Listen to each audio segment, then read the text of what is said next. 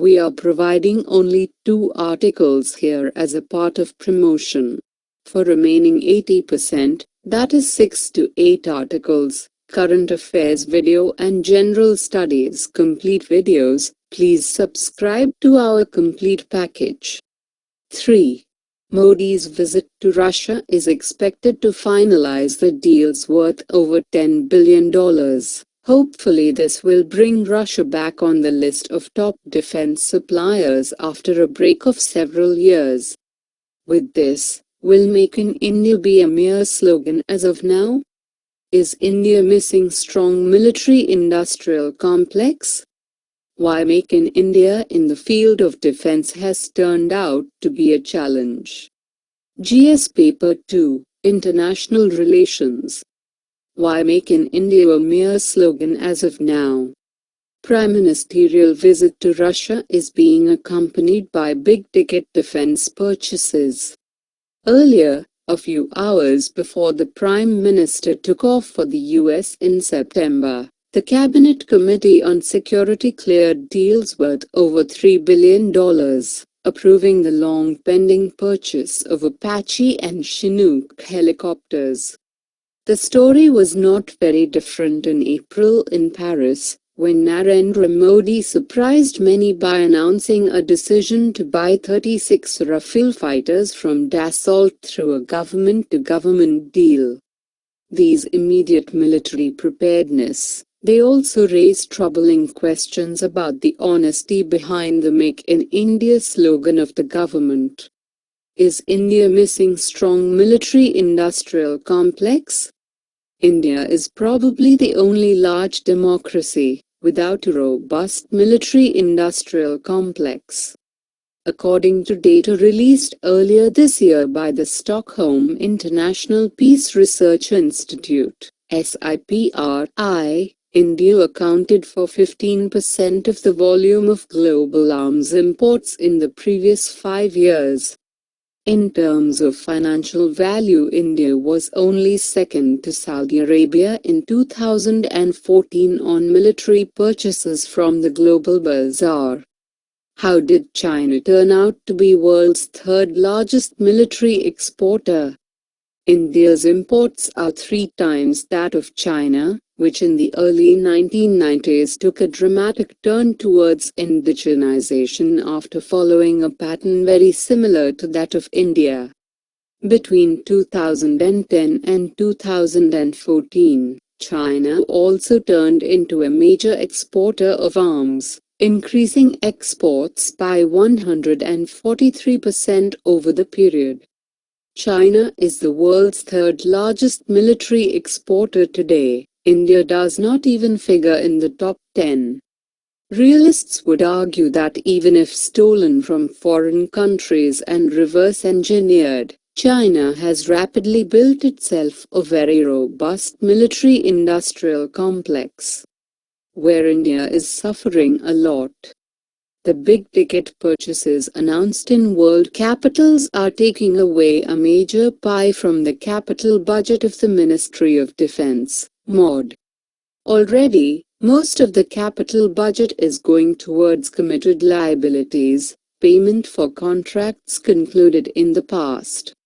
In 2014-15, 93% of the capital budget went into committed liabilities, leaving just 7% for new purchases.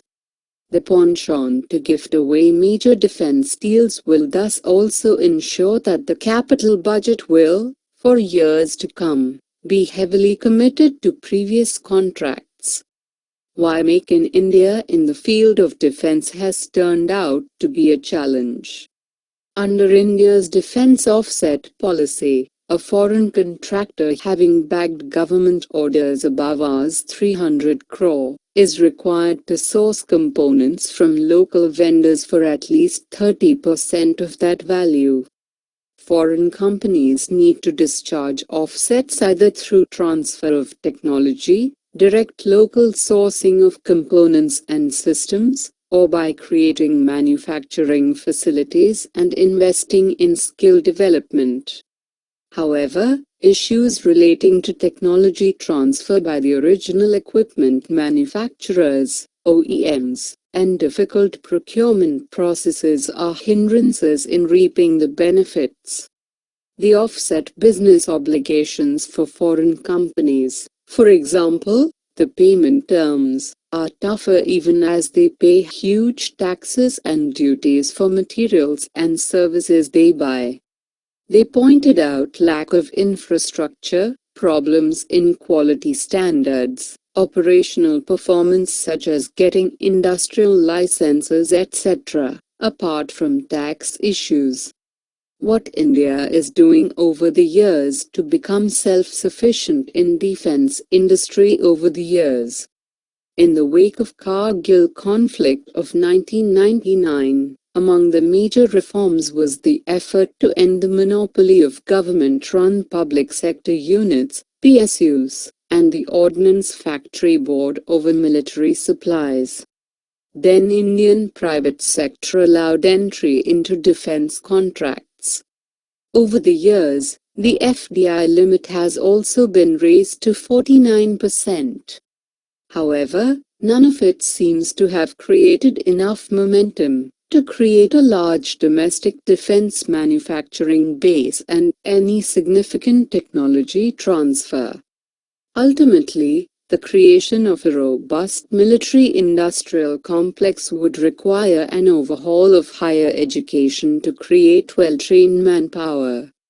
4. What is policy paralysis? What are the dangerous implications of policy blocking tactics of Congress?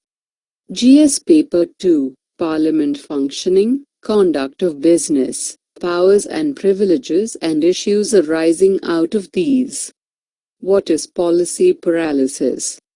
Meaning of policy paralysis is clear from the two words, policy and paralysis.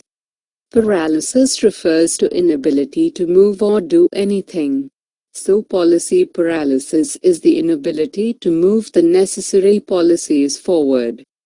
Policy paralysis is a situation where important laws and reforms are not passed because of lack of commitment on part of the government, or inability of the government to reach a consensus over the correct variation of the reform. For example, the inability of the government to reach consensus on important reforms like GST or DTC, because of which these important reforms are just hanging. It was lack of commitment or political willingness of our politicians that had led to the delay. Implications of policy blocking tactics of Congress. The washout of another session of Parliament, primarily due to the disruptive tactics of Congress in the Rajya Sabha, has implications far more dangerous than the actual issues which prompted the partisan divide. As the Congress is enjoying the sizable strength in Rajya Sabha, it is stumbling the executive by blocking important bills. Rather than using Parliament to debate or call attention to these controversies, Congress MPs have imported agitational tactics to the legislature by rushing to the well of the House and sloganeering. And this is being used as check against executive overreach. Matters have escalated to the extent that a leader of the stature of Arun Jaitley has questioned the need for the upper house